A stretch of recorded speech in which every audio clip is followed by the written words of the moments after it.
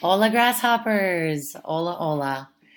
This is a tutorial on double trouble, go in the yo-yo boot verbs. That's just so much right there. So there are a couple of boot verbs on our list that are also part of another group of verbs called go in the yo-yo.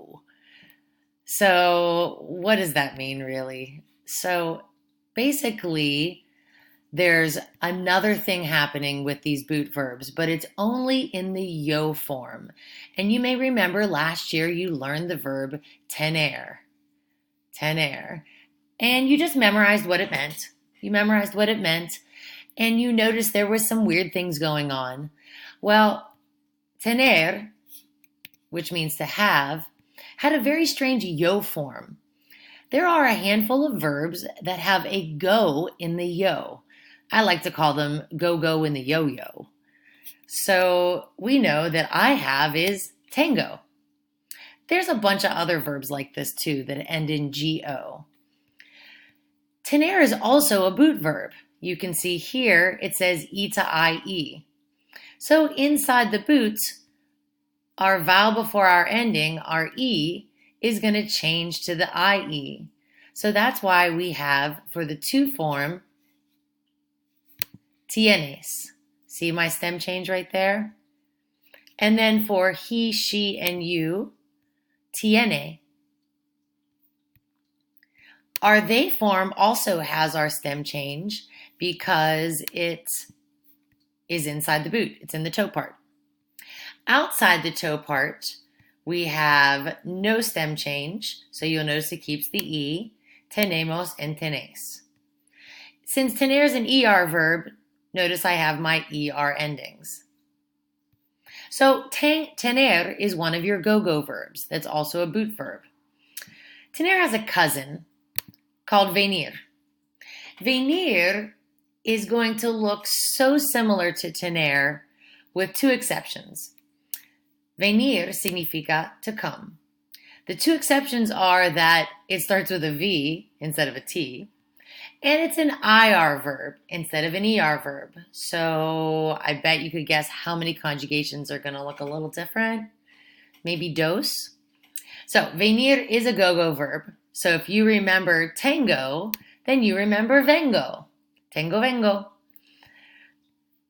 Our E is going to change to an IE inside the boot.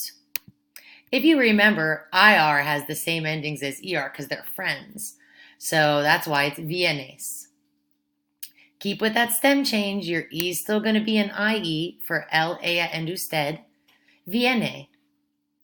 And in the toe part, we still have, because our boots is still going to be IE, but it's going to end in EN because it's ellos and ustedes vienen. They come, you all come. Now, outside the boot, no change. So keep your E, but look, it's not an ER verb like tener. It's an IR verb. That can be tricky to remember, but just as long as you go slow, you'll be all right. Venimos with an I and venís also with an I. So I'd call them cousins. Very, very similar cousins. The last go in the yo-yo verb on our list of boot verbs, the double troubles as I like to call them, is decir. This is one of the E to I stem changers, which means that E is going to change to an I. ¿Qué significa decir? What does decir mean? Yep. Say or tell. Very good. To say or to tell. Look at my yo form. I say or I tell. Remember, it's a go. Digo. Yeah, I know they got rid of the C, but you can't exactly have that in there with the G too. So digo, I say, I tell. Now let's go to our stem change form. Change your E to the IE and then add your conjugation ending, noting that it's an IR verb. Dices. Dice and dicen. So there's your I, and there's your conjugation ending. Remember, outside the boot, no change. And since it's an IR verb, it's going to do its own thing for a little bit.